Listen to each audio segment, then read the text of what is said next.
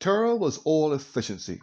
Great plans bubbling in his cavernous skull. The Ochinkos had had a sort of zoo outside the compound, and despite the years that had intervened since the Chinkos were terminated here, the cages were still there. There was one in particular that was just right. It had a dirt floor and a cement pool, a netting of heavy mesh strung all around it. They had had some bears there, and they said they were studying them. And although the bears had died after a while, they had never escaped. Turo dumped the man-beast into the cage. The thing was still only semi-conscious, getting over the shock of breath gas most likely. Turo looked at it and lying there and then looked around. This had to be just right. All precautions taken. The cage door had a lock on it. It was open to the sky, but there was no netting over the top. What bear could climb a 30-foot set of bars? But there was a possibility that this new beast might tamper with the cage door. It wasn't possible, but the door did have a good lock on it. Turo had dumped the bags in the cage, having no place else to put them, and the long thong rope he had used was lying on the bag. He decided it would be wise to tie the beast up. He passed the thong around the neck of the thing, tied it with a simple rigger knot, and tied the other end to a bar. He stood back and checked things again. It was fine. He went and closed the cage door, but he'd have to get a better lock. But it would do for now. Satisfied with himself, Turo ran the car into the garage and went to his office. There was not much to do. A few dispatches, just forms, no emergencies. Turo finished up and sat back. What a dull place. He had started wheels rolling to get off it and to get back home. He decided he had better go out and see how the man thing was getting along. He picked up his breathe mask, put it in a new cartridge, and went out through the offices. There were a lot of empty desks these days. There were only 3 secretarial-type silos there, and they didn't pay much attention to him. Outside the compound, he reached the gate of the cage. He stopped, his eye bones rattling. The thing was clear over to the gate. He went in with the ground and picked the thing up and put it back in its original place. It had untied the knot. Turo looked at it. Plainly it was terrified of him, and why not? It barely came up to his belt buckle, and about 1/10 of his weight. Turo put the thong back around its neck. Being a mining company worker, accustomed to rigs and slings, Turo knew his knots. So this time he tied a double rigger knot. That would hold it. Cheerful once more, Turo went back to the garage and got a wood hose and began to wash down the Mark II. As he worked, he turned over the various plans and approaches in his head. They all depended on that man thing out there. On a sudden hunch, he went back outside to look into the cage. The thing was standing inside the door. Turo crossly barged in, carried it back to its original position, and stared at the rope it had untied with a double rigger knot. With fast working pulls, Turo fixed that. He put the rope around its neck and tied it with a bucket hoist knot. The thing looked at him. It was making some funny noises as if it could talk. Turo walked out, fastened the door, got out of sight. He wasn't a security chief for nothing.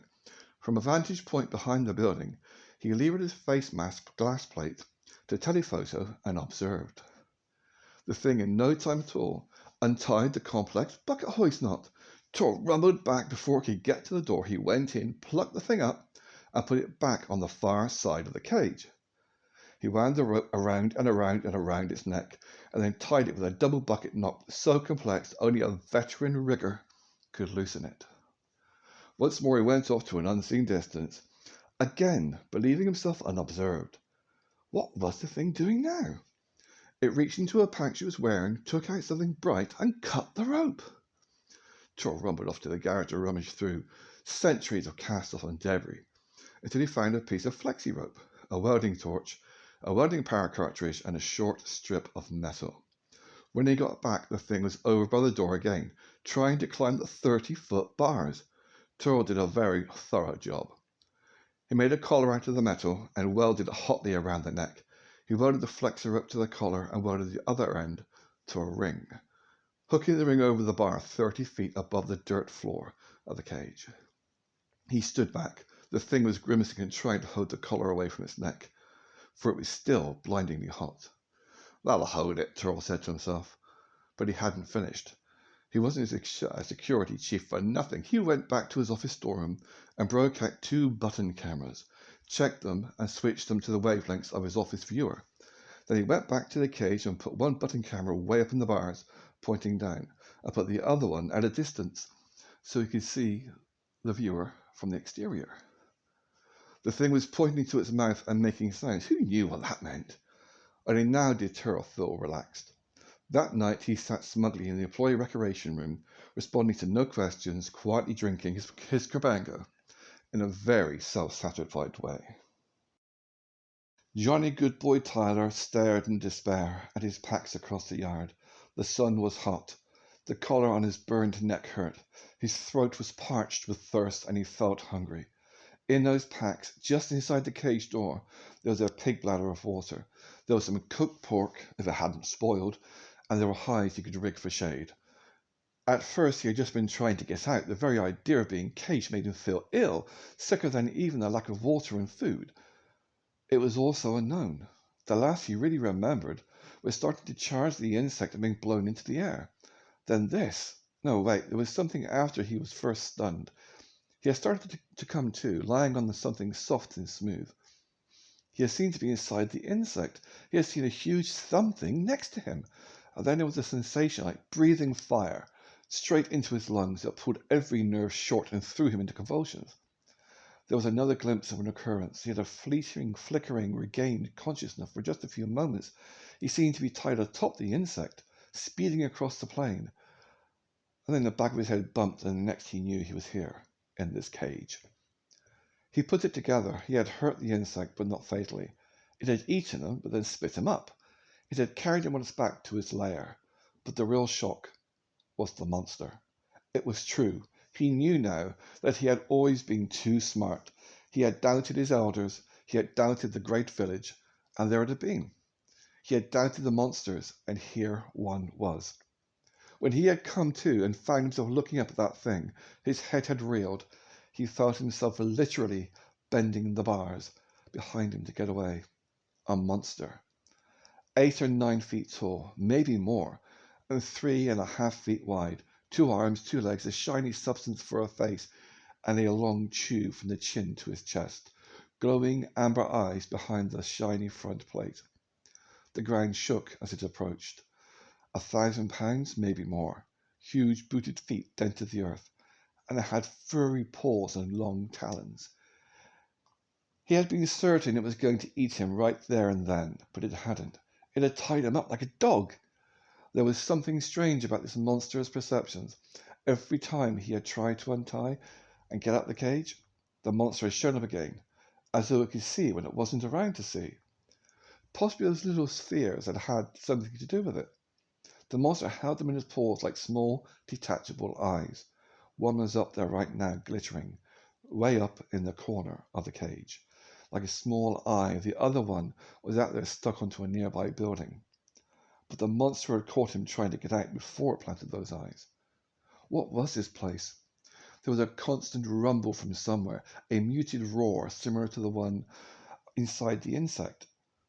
The thought of more of those insects chilled him to the bone. There was a big stone basin in the middle of the cage, a few feet deep with steps on one side. Lots of sand was in the bottom. A grave, maybe? A place to roast meat? No, there was no charred sticks or ashes within it. So there were monsters. When he stood in front of it, his face was just above the level of his belt buckle. Belt buckle? Yes, a shiny thing that held a belt together. It suddenly dawned on Johnny that the monster wasn't wearing a covering. That wasn't its own skin, a slippery, shiny purple substance. A uniform. It wasn't its own hide, like clothing. You'd cut from a hide, pants, a coat, a collar. It wore clothing. Ornaments on the collar, and a device of some sort on a belt buckle. That device was stamped on his mind's eye right now. It was a picture of ground on which stood small square blocks. Vertical shafts were going up from the square blocks. Out of the shafts seemed to be coming clouds of smoke, and smoke in curls lay all around the top of the picture. The idea of clouds of smoke stirred some memory within him, but he was too hungry and too thirsty and too hot to wrestle with it. The ground under him began to shake in measured tread. He knew what this was. The monster came to the door. It was carrying something. It came in and loomed over him. It threw down to the dirt some soft, gooey sticks or something. Then it just stood there. Johnny looked at the sticks. They weren't like anything he had ever seen. The monster made motions pointing from the sticks to his face. That failing, the monster took up a stick and squashed it against Johnny's mouth, saying something in a rumbling, roaring voice. A command. Johnny got it. This was supposed to be food. He worked a bit of it around in his mouth and then swallowed it. Abruptly and immediately he was violently ill. He felt like his whole stomach was going to rush back out of his mouth. Before he could control them, his limbs went into the beginnings of a convulsion. He spat, too thirsty to have much saliva. He tried to get rid of the stuff, all of it, every single bit, every tiny piece of the acid taste of it. The monster just backed up and stood there staring at him.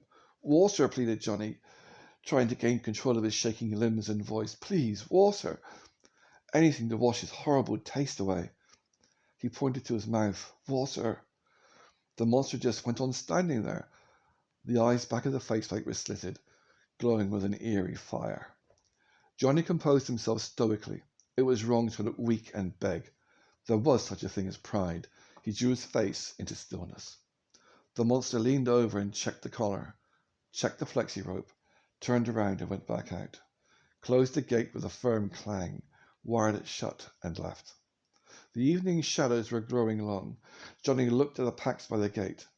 They might as well be on the top of High Peak. A cloak of misery settled upon him. He had to assume Winspector was gravely injured or dead. And he had to assume that in a few days he himself probably would die of thirst or hunger. Twilight came, and then with a shock he realized Chrissy's promise to find him would find her in certain death. He caved in. The bright little eye, up in the corner of his cage, stared down unwinkingly.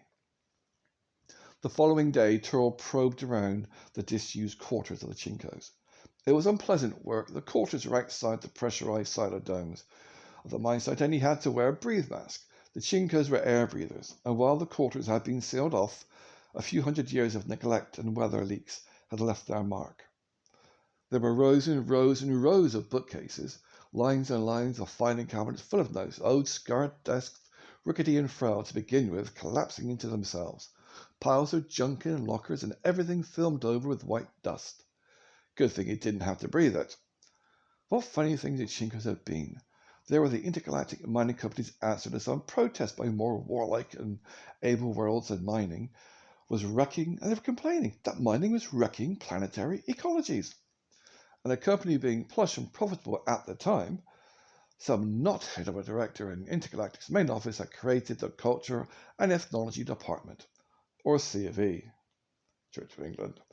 Maybe it was originally named the Ecology Department, but Chinkos could paint, and some intergalactic directors, Ware the Claw's wife, had begun a private fortune-selling Chinko work on other planets, and got the name changed. There was very little that didn't show up in the secret files of a security department. It was the strike the Chinkos had invented, not the corruption that caused the final wipeout. Corruption at director level was a poor software security. A strike was not. But the Chinkos had been gone long before that, and this place looked it after what culture was on the planet. There weren't enough indigenous populations left to bother with, and who had cared anyway? But like any bureaucracy, the Chinkos had been busy. Look at those hundreds of yards of cabinets and books. Tur was looking for a manual on the feeding habits of man. Surely these busy Chinkos had studied that. He poured and poured. He opened and flipped hundreds of indexes. He got down and poked into lockers, and while he got a very good idea of what there was in these rumbling offices and lockers, he couldn't find one single thing about what man ate. He found what bears ate. He found what mountain goats ate. He even found a treatise scholarly composed, printed, and reeking of wasted expense on what some beast known as a whale ate. A treatise that ended up, laughably enough, with the fact that the beast was totally extinct. Turl stood in the middle of the place, disgusted. No wonder the company had phased out C&E on England. Imagine roaring around, burning up fuel, keeping a whole book manufacturing plant steaming like a digger shovel, wearing out eyesight. It wasn't all in vain, though. He had learned from the aged and yellowed-up map, now gripped in his hand, that there were a few groups of men left on the planet. At least there had been a few hundred years ago. Some were in a place the Chinkos called Alps, several dozen in fact. There had been about 15 up in the ice belt the Chinkos called the North Pole and Canada. There had been an unestimated number in a place called Scotland, and there had been some in Scandinavia, and also a place called Colorado. This was the first time he had seen the Chinko name for this central mine site area, Colorado. He looked at the map with some amusement, and Rocky Mountains, Pines Peak, Pikes Peak, funny Chinko names. The Chinkos always did their work in painfully severe silo, faithful to their ore, but they had had funny imaginations. This was getting him no place, however, although it was good to know, for the sake of his planning, that there had been a few more men around. He would have to rely on what he should have relied on in the first place: security. The techniques of security, he would put them to good work. He walked out and closed the door. He stared around at this non-silo alien world. The old Chinko offices, the barracks, the doors. The zoo were close up on the hill back of the mine site, close by but higher. The arrogant bastards. One could see all around from this place. One could see the ore transshipment platform, as well as the freighter assembly field. The place didn't look very busy down there. Intergalactic would be sending some sizzlers down the line unless the quotas were met. He hoped he wouldn't have too many investigations ordered by Home Office. Blue sky, yellow sun, green trees, and that wind that tugged at him full of air. How he hated this place. The thought of staying made him grit his fangs. Well, what do you expect on an alien world? He finished that investigation ordered. He then ordered a nice long tractor and put his tried and true security technology to work on the man-thing. That was the only way out of this hellhole. Johnny watched the monster, thirsty, hungry, and with no hope. He felt adrift in a sea of unknowns. The thing had come into the cage, its footsteps shaking the earth, and had stood there for some time just looking at him. Small glints of light in its amber eyes. Then it had begun to putter around.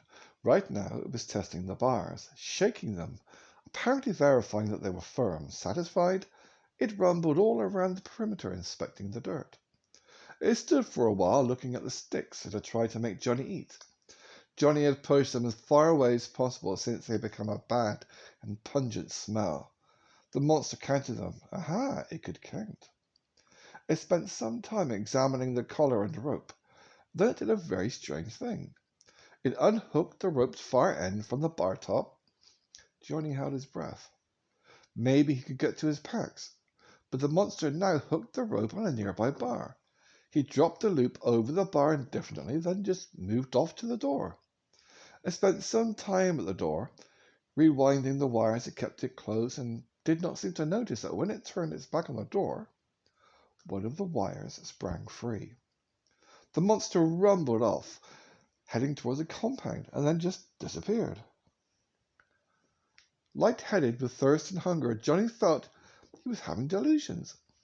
He was afraid to hope, but there it was. The rope could be removed, and the gate, fastening, might be loose enough to open. He made very sure the monster was really gone. Then he acted. With a flip of the rope, he got to the far end of the bar. Hastily, he wrapped the length around his body to get it out of the way and tucked the end into his belt. He dove for his pack. With shaking hands, he ripped them open. Some of his hope died. The water bladder had burst, probably from the earlier impact, but there was only dampness there now. The pork wrapped in hide that retained the sun heat and are very, very spoiled, and he knew better than to try and eat it. He looked at the door. He would try. Grabbing a kill club and his rope from the pack and checking his belt latch for flints, Johnny crept to the door. No sign of the monster. The wires of the fastening were awfully big, but age had weakened them. Even so, they tore and bruised his hands when he tried to open the door. They were open! He pushed against the door. In seconds he was sprinting through the shrubs and gullies to the northwest, keeping low, taking refuge and advantage of every bit of cover he could, so as to remain hidden from the compound. He nevertheless went fast. He had to find water, his tongue was swollen, his lips were cracked. He had to find food. He felt the light-headed unreality that came with the beginnings of starvation. Then he had to get back to the mountains. He had to stop Chrissy. Johnny went for a mile. He examined his back trail. Nothing. He listened. No sound of the insect. No feel of the monster feet shaking the earth. He ran for 2 miles more. He stopped and listened again. Still nothing. Hope flared within him. Ahead he could see greenery, a patch jutting out of a gully, a sign of water.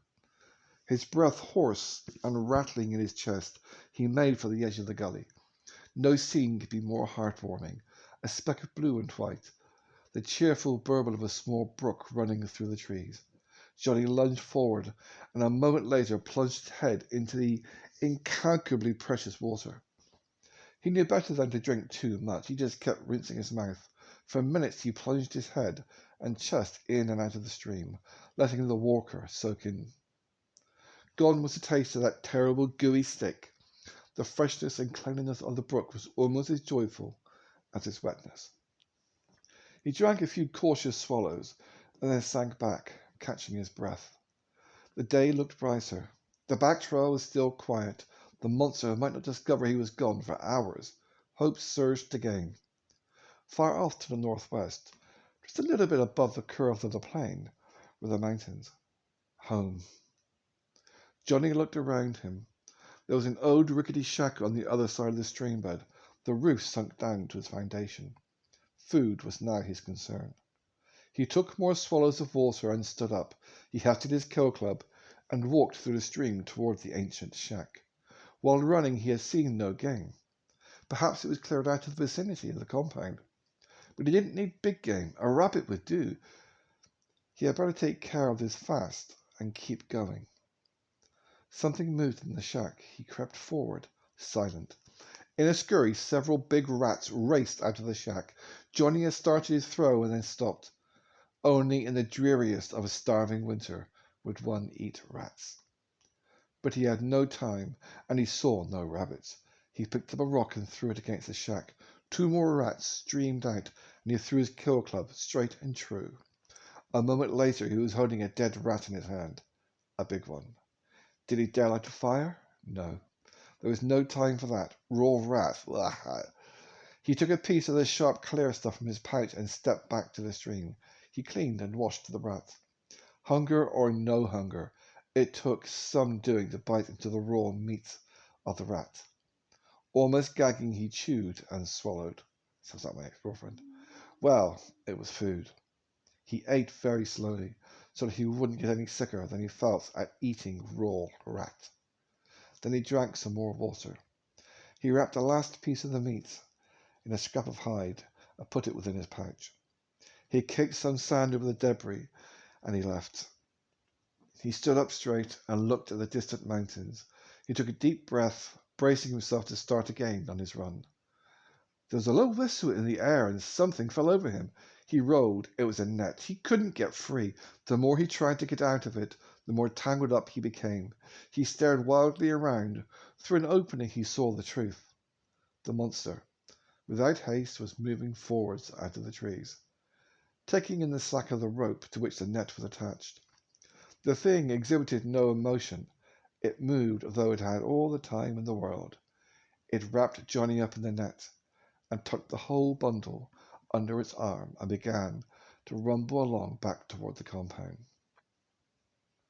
Turl, fiddling with forms at his desk, felt very cheerful. Things were working out fine, just fine. Security techniques were always best. Always. He now knew exactly what he had wanted to know. The thing drank water, and drank it by plunging its head and shoulders into a stream or pond. And more importantly, it ate raw rat. This made things easy. If there was any animal available near the compound, it was rat. He guessed he could teach the Ochinkos a thing or two. It was elementary. to let the man-thing loose and elementary to keep him under surveillance with a flying scope. It was, of course, a little trying to be out in the open wearing a breathe mask and yet make speed over the ground. That man-thing didn't run very fast compared to a silo, but it had been a bit of an exertion. It was hard to exert oneself whilst wearing a breathe mask, after all. But he hadn't lost his skill in casting nets, old-fashioned though it might be. He hadn't wanted to use a stun gun again. The thing seemed frail, went into convulsions the last time. Well, he was learning. He began to wonder how many raw rats a day the thing had to consume. But he could find that out easily. He looked with boredom at the report before him. The lost tractor had been found along with its silo driver at the bottom of a 2-mile-deep mine shaft. They ate up a lot of personnel these days. There'd be a yowl from the main office about replacement costs. Then he cheered up. This fitted very well into his plans. He checked around to make sure he had no more work to do today, and he put his desk in order for the end of the day's shift. Turo went over to the cabinet and took out the smallest blast gun he could find. He put a charged cartridge into it and set it to minimum power. He took some rags and cleaned up his face mask and put a new cartridge in it. He then went outside. Not 100 yards north of the compound, he saw his first rat. With the accuracy that had won him an honored place on this school's shoot team, even though the thing was in streaking motion, he blew its head clean off. 50 feet farther, another rat leaped out of a culvert, and he decapitated it in midair. He paced off the distance, 42 silo paces. No, he hadn't lost his touch. Silly things to be hunting, but it still took a master's touch. 2. That would be good enough to start with. Turo looked around at the hateful day. Yellow, blue, green. Well, he quit all this. Feeling very cheerful, he rumbled up the hill to the old zoo. His mouth bones stretched into a grin. There was a man-thing crouched down at the far end of the cage, glaring at him. Glaring at him! Yes, it was true. It was the first time Turo had noticed this thing had emotions. And what else had it been doing? It had gone to the packs. He remembered the thing clutching at them when he returned it to the cage yesterday. And now he was sitting on them. It had been doing something else. It had been looking down at a couple of books. Books! Now, where the crap nebula had it gotten books? Didn't seem possible it could have gotten into the old Chinko quarters. The collar, the rope, they were all secure. He'd investigate that in due course. The thing was still here, which is what was important.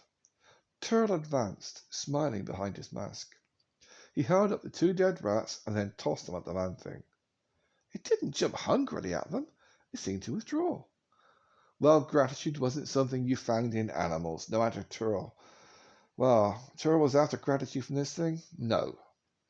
Turo went over to the old cement bear pool. It didn't seem to be cracked. He traced the piping. The piping seemed to be all right. He went outside the cage and fumbled around in the undergrowth, looking for the valves, and finally found one. He turned it on.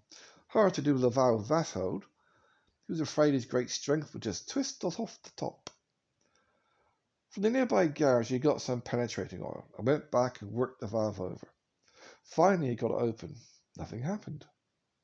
Turo traced the old water system to a tank the Chinkos had built. He shook his head over the crudelity of it. It had a pump, but the charged cartridge had long expired. He freed up the pump and put a new cartridge into it. Intergalactic was never one for innovations, thank the stars. The cartridges and the pump needed were just the same as the ones still in use today. He got the pump whirling, but no water came. Finally, he found the pond. The old pipe was simply just not in the water, so one stamp of his boot, he put it back in. Up at the tank, the water began to run in, and down in the cage, the pool began to fill. Rather swiftly, though. Turo grinned to himself. A mining man could always handle fluids. And here, too, he hadn't lost his touch. He went back to the cage. The big center pool was filling rapidly. It was muddy and swirling since it had been full of sand, but the wet pool, sir. It's wet, he can drink it. The pool filled up to the top and slopped over, spilling across the floor of the cage. The man-thing was hastily picking up its things and jamming them into the bars to escape the inundation. Turo went back outside and shut off the valve. He let the tank on the hill fill and then shut that off. The cage was practically awash, but the water was draining off through the bars good enough. Turo slopped over to the man-thing, who was clinging to the bars to keep out of the water. It had the hides way up, jammed into the cross braces to keep them dry, maybe? It was holding onto the books with one hand. Turo looked around. Everything was in order now, so he had better look into these books. He started to take them out with his hand, but it held on to them and wouldn't let go. With some impatience, Turo smashed out its wrist and caught the two books as they fell. They were man books. Puzzled, Turo leafed through them. Now where could this thing have picked up man books? He drew his eyebones together, thinking. The Chinko guidebook. There had been a library in that town. Well, maybe this animal had lived in that town. But books? This was better and better. Maybe, like the Chinkos had said, these animals could grasp meaning. Turo could not read the man characters, but they were readable. This first one here must be a child's primer. The other one was some kind of children's book, a beginner's book maybe? The animal was looking stoically away in another direction. It was useless, of course, to try to talk to it. Turo halted his thought in mid-blink. Better and better for it plans. It had been talking. He remembered now. What he had thought were growls and squawks like you get from any animal had been reminiscent of words. And here were books. He made the thing look at him by turning its head. Turo pointed to the book, and then at the thing's head. It gave no sign of understanding. Turo pushed the books up close to its face and pointed at its mouth. No sign of recognition occurred in those eyes. Either it wasn't going to read, or it couldn't read. He experimented some more. If these things could actually talk and read, then his plans were sure winners. He turned the pages in front of its face. No sign of recognition. But it had books in its possession. It had books, but it couldn't read. Maybe it had them for the pictures. Success. Turo showed it a picture of a bee, and there was a flicker of interest and recognition. He showed it the picture of the fox, and again, that flick of recognition. He took the other book with pages of solid print. No sign of recognition. Got it. He put the small books in his breast pocket. Turo knew what to do. He knew every piece of everything in the old Chinko quarters, and that included man language discs. They had never written up what man ate, but they had gone to enormous trouble with man language. Typical Chinko, missed the essentials and soared off into the stratosphere. He knew tomorrow's program better and better. Turo checked his collar, checked the rope, securely made up into the cage, and then left. It had been a damp, cold, thoroughly miserable night. Johnny had clung to the bars for hours, loath to sit down or even step down. Mud was everywhere. The gush of water from the pool had spread muck and dirt all over the floor of the cage. And of course the floor had avidly soaked it up. The mud had become ankle deep. But at last, exhausted, he had given in and slept lying in the mud. Mid-morning sun was drying it somewhat. The two dead rats had floated away out of reach, and Johnny didn't care. Already dehydrated from his previous experience, he felt the hot sun increase his thirst. He looked at the muddy pool, contaminated with slime from the cage. He could not bring himself to drink it. He was sitting miserably against the bars when the monster reappeared. It stopped outside the door and looked in. It was carrying some metallic object in its paws. It looked in the mud, and for a moment Johnny thought it might realize he couldn't go on sitting and sleeping in the mud. It went away. Just as Johnny believed it would not come back, it reappeared. This time it was still carrying the metal object, but it was also carrying a huge, rickety table and an enormous chair. The thing made tricky work getting it through the door, especially with all that load, a door too small for it in the first place. But it came on in and put the table down. Then it put the metal object on the table. Johnny had at first believed that the huge chair was for him, but he was quickly disabused. The monster put the chair down at the side of the table and sat on it. The legs of it sank perilously deep into the mud. It indicated the mysterious object. Then it took two books out of his pocket and threw them on the table. Johnny reached for them. He had not thought he would ever see them again, and he had begun to make sense of some kind of language. The monster cuffed his hand and pointed at the object. It waved a paw across the top of the books in a kind of negative motion, and pointed again at the object. There was a sack on the back of the table. It had discs. They were about the size of 2 hands in diameter. The monster took out one of the discs and looked at it. It had a hole in the middle with squiggles around it. The monster put the disc on top of the machine. There was a rod that fitted into the middle of the disc. Johnny was extremely suspicious, his hand bruised from the cuff. Anything this monster was up to would be devious, treacherous, and dangerous. That had been adequately proved.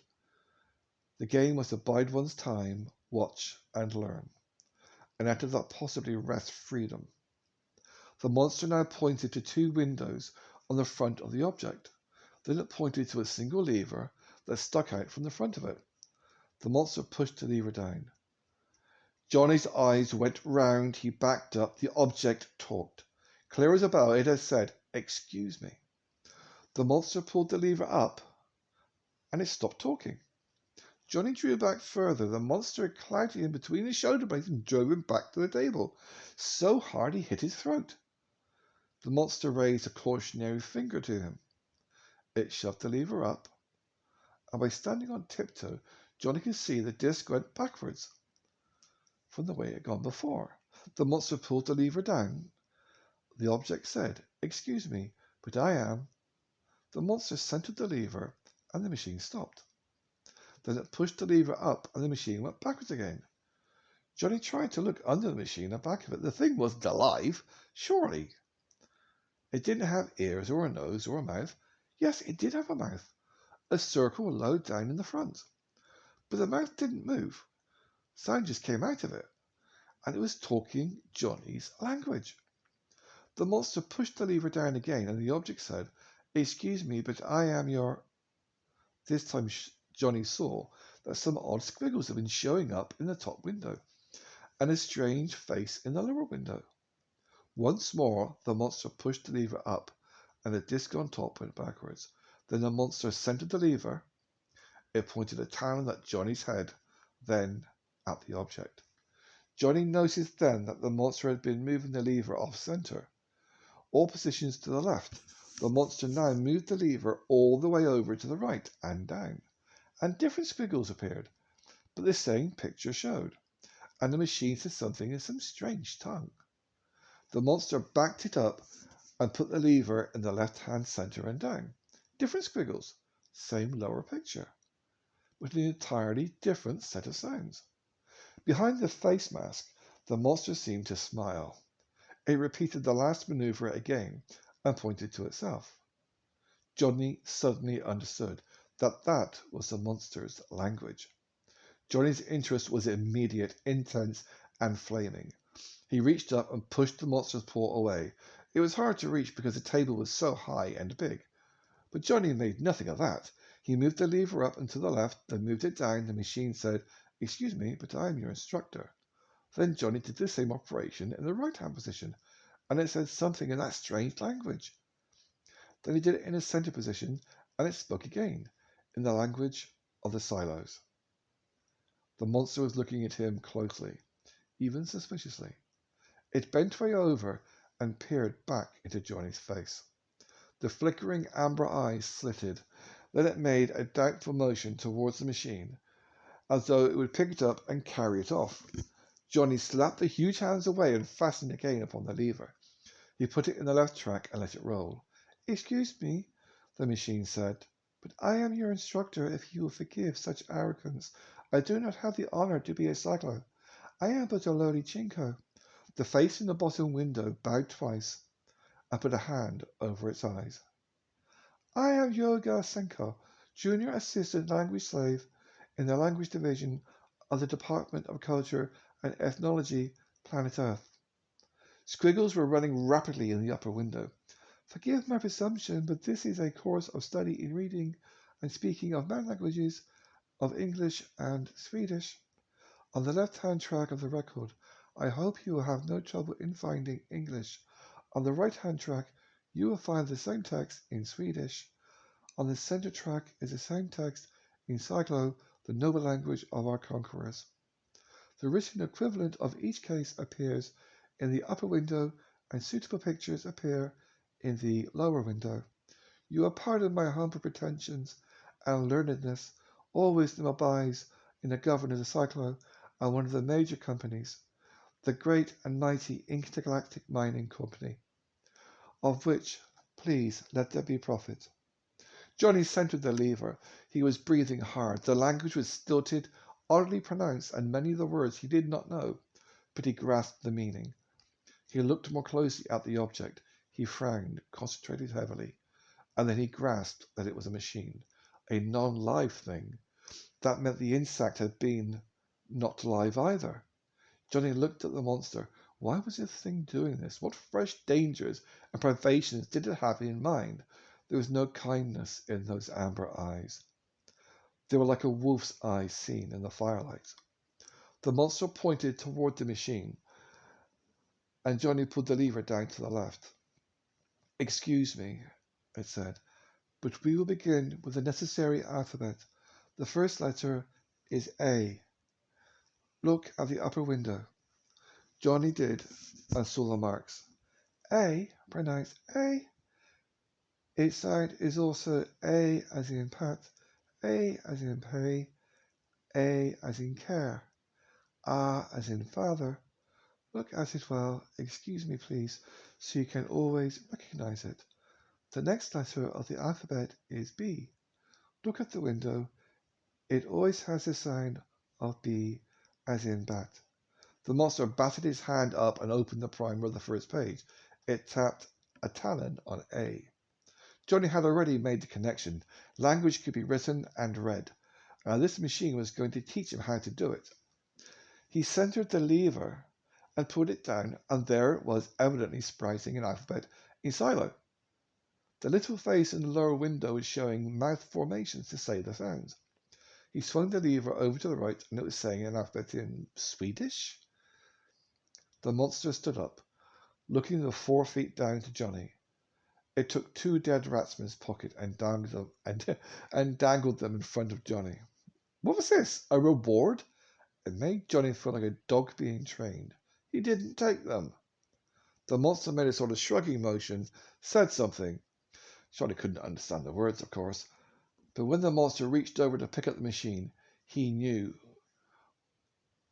what they must have seen, something like lessons over for the day.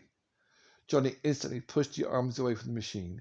He moved over defiantly and stood there, blocking his reach. He wasn't sure what would happen, if he'd be battered halfway across the cage or killed, but he stood his ground. So did the monster, head to one side and then the other. The monster roared, but he did not flinch. The monster roared some more, and Johnny divined with relief he was laughing. The monster's belt buckle showed clouds of smoke in the sky, and a few inches below Johnny's eyes it connected with the ancient legend that told of the end of Johnny's race. The laughter beat at Johnny's ears, a growling thunder of mockery. The monster turned around and went out, still laughing as it locked the gate. There was bitterness and determination on Johnny's face. He had to know more, much more. Then he could act. The machine was still on the table. Johnny reached for the lever. The summer heat had dried out the mud. White clouds spotted the skies above the cage. But Johnny had no time for them. His whole concentration was on the teaching machine. He had gotten the huge chair shifted around by lifting the seat height and folded skins. He raised himself up. He could hunch over the table, close facing the Ochinko who, in the picture, in his fawning agony of politeness, betaught. Mastering the alphabet in English was quite a trick, but mastering it in Silo was even worse. Far, far easier to trail game by its signs and know, almost to the minute, how long ago it had passed by and what it was doing. These signs and symbols were fixed, deathless on a screen, and the meanings that they gave were unbelievably complex. In a week he thought he had it. He had begun to hope. He had even commenced to believe that it was easy. B is for bats, Z is for zoo, H is for hat, Y is for you. And by going over the same text in silo, the bats, zoos, hats, U's became a little incomprehensible: pens, shovels, cabango, and females. But when he finally grasped, under the Chinko's grovelling tutelage, that silo words for hats, zoos, and bats would start with different letters, he knew that he had it. He at length could lie back and rattle off the alphabet in English. Then he could, with a bit of squinting, sit up and rattle off the silo alphabet in silo, and with all the different nuances of how they sounded. Johnny knew he mustn't take too long at this.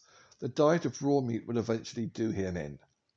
He was close to semi-starvation, since he could barely bring himself to eat it. The monster would come in and watch him for a little while each day. While he was there, Johnny was silent. He knew he must sound funny whilst he drilled. And the monster's laughing made the back of his hair stand on end, so he would be very quiet under that scrutiny from outside the cage. It was a mistake. The monster's eye bones behind the breathe mask plate were coming closer and closer together, with a growing frown. The triumph of the alphabet was short-lived. At the end of it, the monster, one beautiful bright day, yanked open the cage door, and then came roaring in like a storm. It yelled at Johnny for minutes on end. The cage bars were shaking. Johnny expected a cuff, but he didn't cringe when the monster's paws snaked out. But it was reaching for the machine, not Johnny. It yanked the lever down into a second stage that Johnny had never suspected. A wholly new set of pictures and sound leaped out. The old Chinko said in English, "I am sorry, honored student, but forgive my arrogance. But we will now begin the drill of progressive cross-association of objects, symbols, and words." And there was a new sequence of pictures. The sign for H began to follow one another at a slow interval. Then the silent letter that had an H-like sound began to repeat. The sound and pictures. And then they went faster and faster, until they were almost an indistinguishable blur. Johnny was so astonished he did not realize the monster had left. Here was a new thing. The lever was so big and resistive he had not realized that all this lurked just beyond another thrust of pressure. Well, if a little push down would do that, what happened with a little push up? He tried it. It almost blew his head off. It took him quite a time of space travel through the sun-made bars to get brave enough to try it again. Same thing. It had almost knocked him off the chair. Holding back, he stared at the thing suspiciously.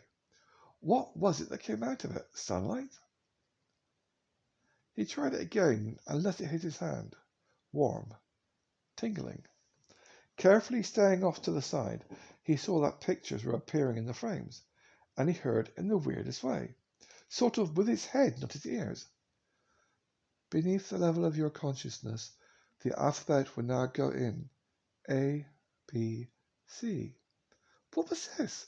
Was he hearing through his hand? No, that couldn't be. He wasn't hearing at all, except for that meadowlark. Soundless somethings were coming from the machine. He moved a little further back. The impression was less. He moved closer. He felt that his brains were frying. Now we would do the same sounds in silo. Johnny went over to the furthest extension of his chain and sat down against the wall. He thought and thought and thought about it. He grasped at last that the cross-association drill of symbols and sounds and words was to get him very fast, and then faster and faster, until he had no time to grope for the meaning, so he would be taught without being taught. But this shaft of sunlight coming out of the machine? He got braver. He went back and found a disc that must be a very advanced, and put it on. Bracing himself, he grimly pushed the lever all the way up. Suddenly he knew that if all three sides of a triangle were equal, all of its enclosed three angles were also equal. He backed up. Never mind what a triangle was, or an angle. He now knew.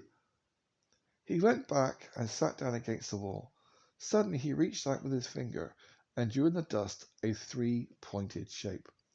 He poked a finger at each inside bend, and he said, "They're equal." Equal to what? Equal to each other. So what? Maybe it was valuable. Johnny gazed at the machine. It could teach him in the ordinary way. It could teach him by speeding the lesson up. And it could teach him very smoothly and very instantly with a beam of sunlight. Abruptly, an unholy joy began to light his face. Alphabet, he had to learn the whole civilization of the silos. Did that monster realize why he wanted it? Life became a long parade of discs, stacks of discs. Every hour not needed for sleep was spent at the table, with straight picture learning, with progressive speed cross association, and with the piercing beams of sunlight. Half-starved, his sleep was restless. Nightmares of dead silos were intertwined, with raw rats chasing mechanical horses that flew, and the discs went round and round. But Johnny kept on cramming years of education into weeks and months. There was so much to know, he had to grasp it all. And with only one goal in mind, vengeance for destruction of his race. Could he learn enough, fast enough, to accomplish his purpose? Turl had felt smug right up to the moment he received the summons from the planetary director. He was nervous now, waiting for the appointment to occur. The weeks had fled on, the summer fading into the chill of autumn. The man-animal was doing well. His every waking moment seemed to be spent crowded up against a Chinko language and technical instruction machine. It hadn't begun to talk yet, but of course it was just an animal and stupid. It hadn't even grasped the principle of progressive speed cross-association until it had been shown. And it didn't even have the common sense enough to stand squarely in front of the instantaneous conceptual knowledge transmitter. It didn't realize you had to get the full wave impulse to get through your skull bones. Stupid. It would take months at this rate to get an education. But what if you could expect anything more from an animal? He just lived on raw rat. Still, sometimes when he went into the cage, Chur had looked into those strange blue eyes and seen danger. No matter. Turl had decided that if the animal proved dangerous, he could simply use it to get things started, and that at the first sign it was getting out of hand, it could be vaporized fast enough. One button push on a hand blaster, zip bang, no more man-animal. Very easily handled. Yes, things had been going very well until this summons. Such things made one nervous. There was no telling what the planetary director might have found out. No telling what lies and tales some employee might have carried to him. A security chief was ordinarily not much consulted. In fact, by a devious chain of command, a security chief was not directly under the planetary director in all points. This made Turl feel better. In fact, there had been cases where a security chief had removed the planetary director. Cases involving corruption, of course. But still, the planetary director remained the administrative head and was one who filed reports that could transfer one or continue one on post. The summons had come late in the night before, and Turl had not slept very well. He had tumbled around in his bed, imagining conversations. At one time, he had actually gotten up, combed through his office files, wondering what he had on the planetary director. Well, just in case. But he couldn't recall or find anything that pressed him. Turl only felt operational when he had big leverage in terms of potential blackmail. It was almost with relief that he saw the appointment time arrive, and he rumbled into the office of the top silo. Nymph, planetary director of Earth, was old. Rumor had it he was a discard from the Central Company Directorate. Not for corruption, but just for bumbling incompetence. And he had been sent as far away as they could send him. An unimportant post, a rim star in a remote galaxy, a perfect place to send someone and forget them. Nymph was sitting in his upholstered desk, looking out through the pressure dome at the transshipment center. He was gnawing absently on a corner of a file folder. Turl approached watchfully.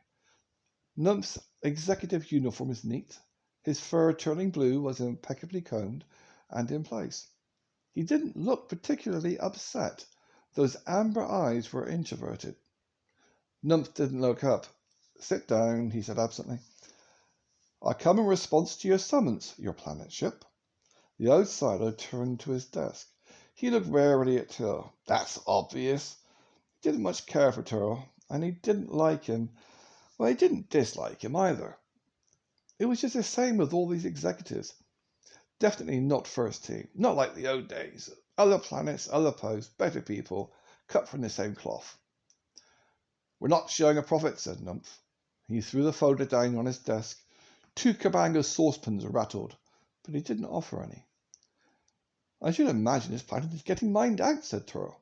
"That's not it. There's plenty of deep down core. There's plenty of ore down there. Could keep us going for centuries. Besides, that's the concern of engineers, not security."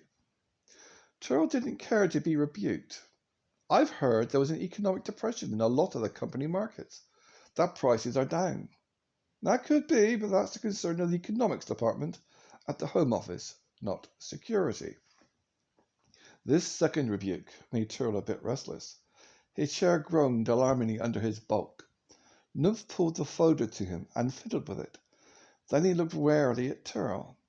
"It's cost," said Numph. "Cost?" said Tyrrell, getting his own back a bit. "Has to do with accounting, not security." Numph looked at him for several seconds. He couldn't make up his mind whether Tyrrell was being insolent. He decided to ignore it. He threw the folder back down. "Mutiny is," said Numph. Tyrrell stiffened. "Where's the mutiny?" Not the slightest rumor of it had reached him. What was going on here? Did Numph have his own intelligence system that bypassed Tyrrell? "It hasn't occurred yet," said Numph, "but when I enact the pay cuts and drop all bonuses, there's liable to be one."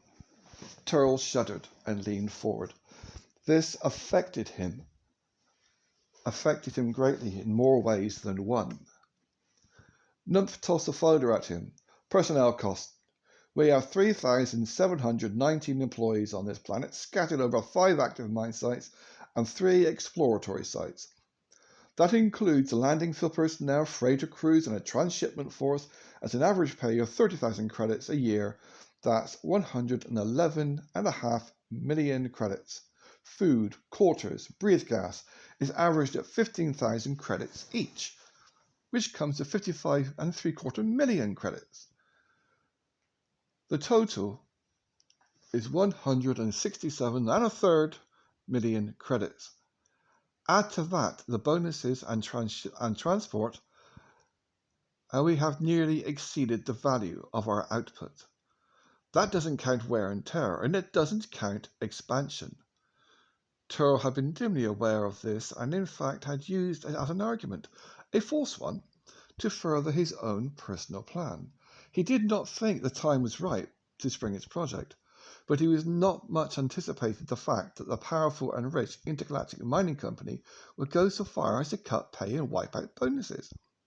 While this affected him directly, he was far more interested in his own plan of personal wealth and power. Was it time to open up a new phase in his own scheme? The animal was actually doing pretty well. It probably could be trained for the elementary digging venture. It could be used to recruit other animals. He was pretty well convinced he could do the necessary mining, dangerous though it was. Stripping that vein out of the blizzard-torn sheer cliff would be quite a trick, and might prove fatal to some of the animals involved. But who cared about that? Besides, the moment the stuff was forgotten and gotten out, the animals could never be seen again.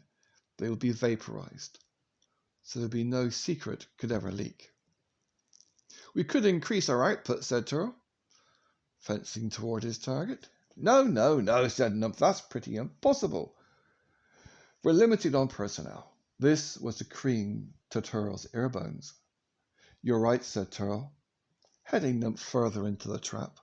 "Unless we solve it, it will lead straight into mutiny." Numph nodded grumly. "It's a mutiny," said Tyrrell. "The first ones to work as vaporized are always the executives." Again Numph nodded, but this time there was a flicker of fear in the depth of his amber eyes. I'm working on it, said Turl. It was premature and he hadn't intended to spring it, but the time was now. If we could give them hope that the pay cuts weren't permanent, and if we imported no new personnel, the threat of mutiny would be reduced. True, true, said Nymph. We are already not bringing in any additional or new personnel, but at the same time our installations are working very hard, and there's already some grumbling. Agreed, said Turl. He plunged. But what would you say, if I were to tell you that right this minute I was working on a project to halve our workforce within 2 years? I'd say that'd be a miracle. That was what Twirl liked to hear. Plaudits from one and all at the Home Office would be his yet. Nymph was looking almost eager. No silo, said Turl, likes this planet. We can't go outside without wearing breathe masks, which increases cost in breathe gas, said Nymph. And what we need is a workforce of air breathers that could do elementary mining operations. Nymph sat back, doubt hitting him. If you're thinking of, what was their name? Chinkos? They were all wiped out ages back. Not Chinkos, and I congratulate your partnership on this knowledge of company history, not Chinkos. There is a potential local supply. Where?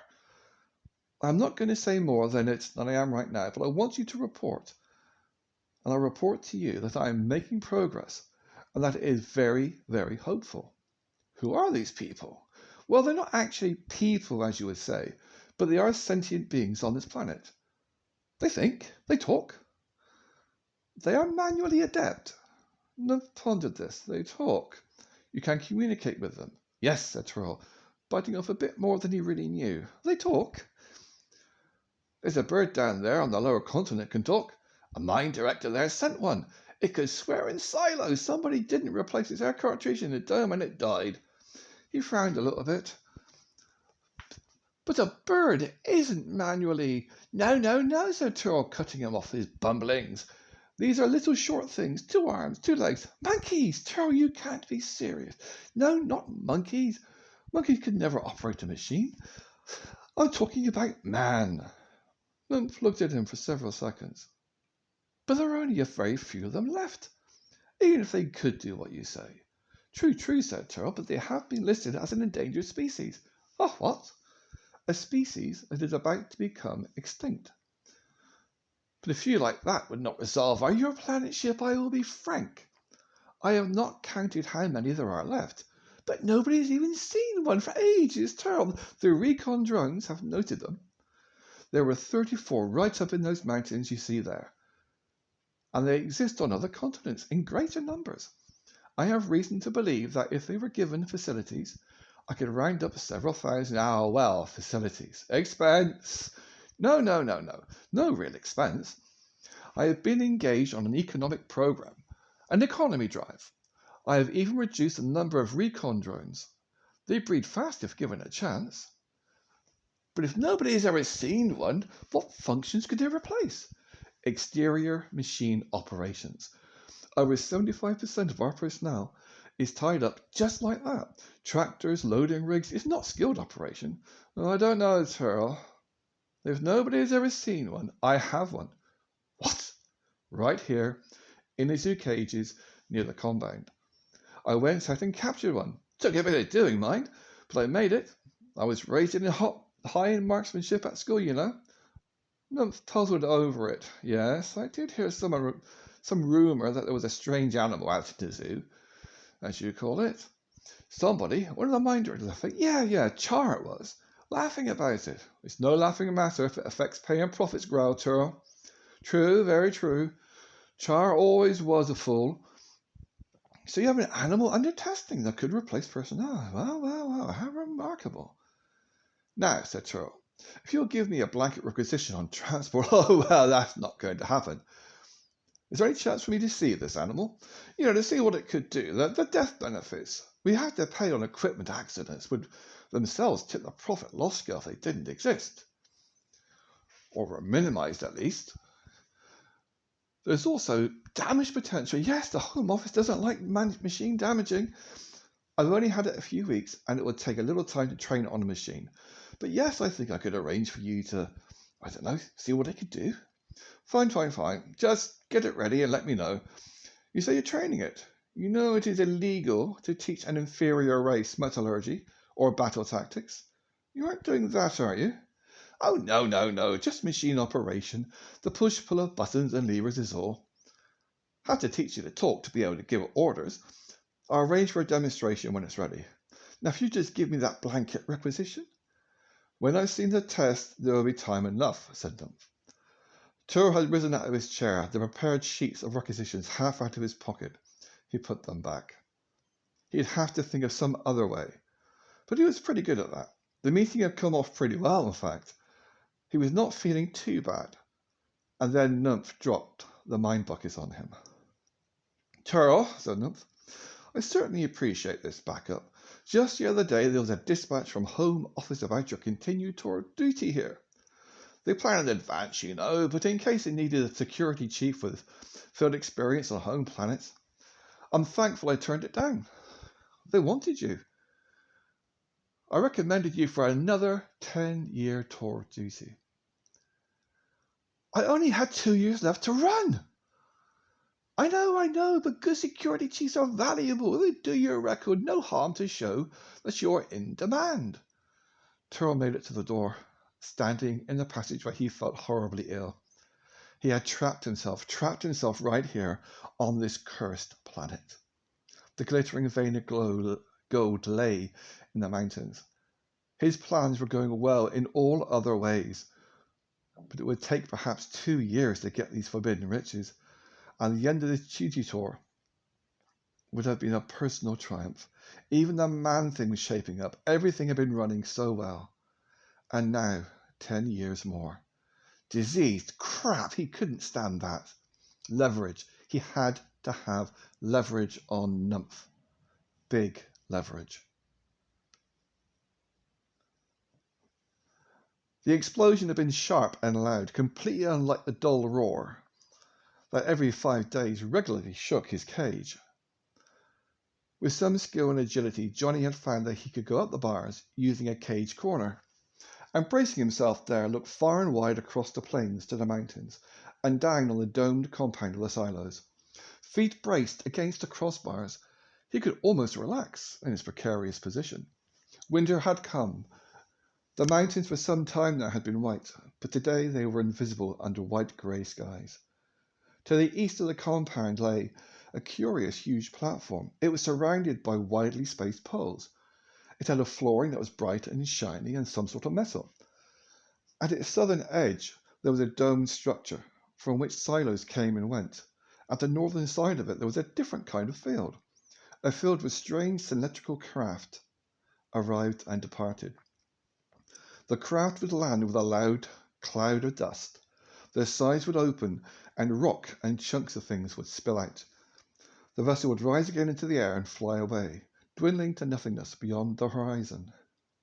The dumped material would be pushed onto a conveyor belt that ran between towers, carrying the load over to the huge area of bright and shiny flooring. Through the days, craft after craft would come, and by the 5th day, there would be an enormous pile of material mounted up on the platform. It was then that the most mysterious thing would occur. At exactly the same time of day, every 5th day, there would be a humming. The material on the platform would glow briefly, then there would be a roar like a thunderclap, and the material would vanish. It was this one feature of all the mysteries that surrounded him on this post, at the top of the bars, that riveted his attention. Where did it go? There it would be, a small mountain of material, and then, hum, roar, bang, it would be gone. Nothing ever reappeared on that shiny platform. The material was brought in by those flying objects, taken over by the belt, and there it vanished. Johnny had seen it happen so often that he could predict it to the minute, hour and day. He knew the dome to the south would light up, the wires around the platform would vibrate and hum, and then roar, bang, the piled material would be gone. But that wasn't what had happened down there today. One of the machines that was pushing the materials onto the belt had blown up. A swarm of sailors were down there around it right now. They were doing something with the driver, and a couple more were putting out a fire on the machine itself. The machines had big blades in front and were covered with a transparent dome where the driver sat. But the dome was off, on this one now. It had blown completely off. A squad vehicle came up. The driver had been stretched out on the ground. They now put the body in a basket and put it into the squad vehicle, which was then driven away. Another machine with a blade came over and pushed the damaged vehicle off to the one side to get out of the way, and they went back to pushing material onto the belt. The sailors went back to the machines and the dome. An accident of some sort, thought Johnny. He hung there for a while, but nothing else was going on. Yes, there was. His cage bar started trembling, but this was nearer to hand and ordinary. It was the footsteps of the sailor who kept him caged. Johnny slid down to the floor.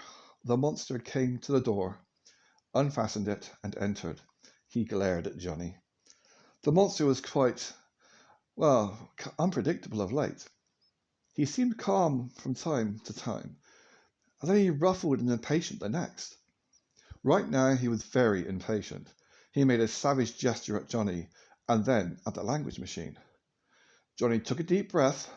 Every waking hour for month after month, he has been at that machine, working.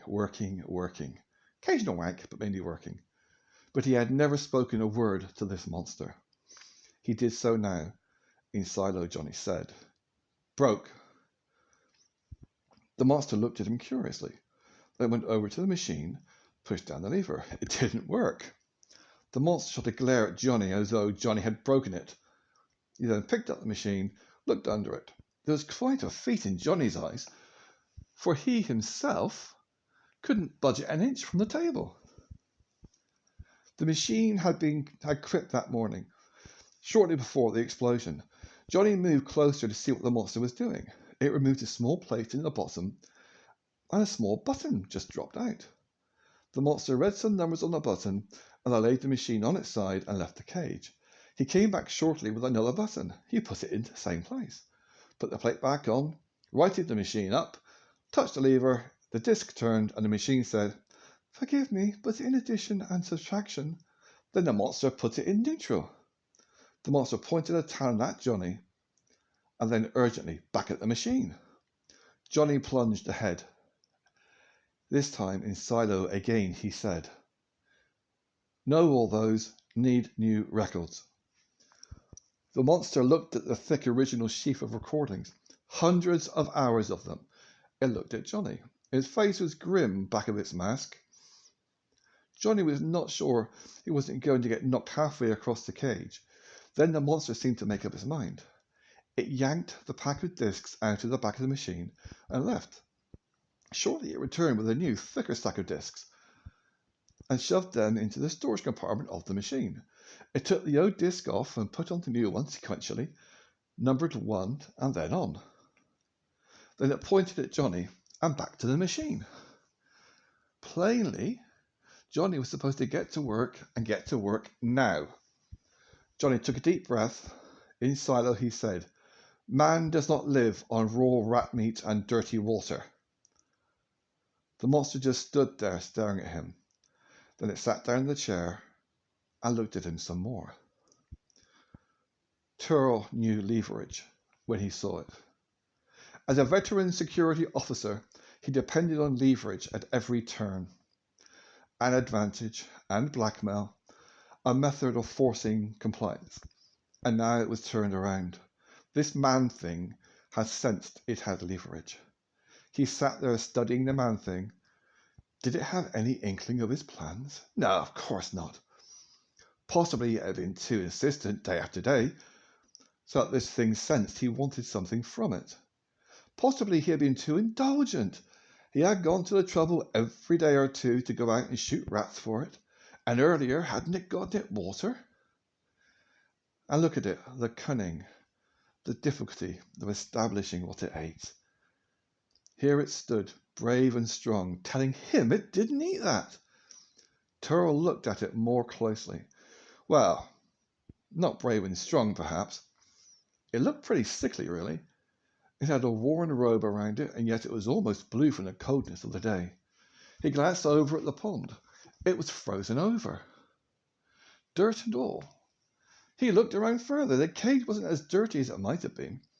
The thing evidently buried its jobs. "Animal," said Turl, "you had better get to work if you know what is good for you." Bluster sometimes made it even more effective, even if you don't have leverage. "The winter weather," said Johnny, in silo, "is bad for the machine. At night and in rain and snow I keep it covered with a deer hide from my pack. But the dampness is not good for it. It is becoming tarnished." Tur almost laughed that line. It was so funny to hear this animal actually speaking silo. True, there was some accent, probably Chinko. No, maybe not Chinko, since all the polite phrases, the "forgive me's" and "pardon me's," Tur had heard when he checked the records were not there. Tur had never met a Chinko before because they were all dead. But he had met a lot of subject races on planets, and they were all carefully servile in their speech, as they should be. "Animal, you may know the words, but you do not understand a proper attitude. Shall I demonstrate?" Johnny could have been launched on a flight to the bars with one sweep of those huge paws. He drew himself up. "My name is not Animal. It is Johnny Goodboy Tyler." Turl absolutely gaped at him. The effrontery, the bored gall of this thing. He hit him. The collar almost broke Johnny's neck as a rope brought him up short. Turl stalked out of the cage, slammed the door. The ground shook like an earthquake as he stamped away. He had almost reached the outer door of the compound when he stopped. He stood there thinking. Turl looked at the grey-white world, felt the cold glass of his faceplate cutting into his gaze. Blast this stinking planet. He turned around and walked back to the cage. He opened the door and went over to the man-thing. He picked it up, wiped the blood off its neck with a handful of snow, and then put it standing in front of the table. "My name," said Turl, "is Turl." Now what were we talking about? He knew leverage when he saw it, but never in their association would he ever address Johnny as anything other than Animal. A silo, after all, could not ignore the fact that he was a dominant race, the greatest race in all the universes. And this man thing? Ah!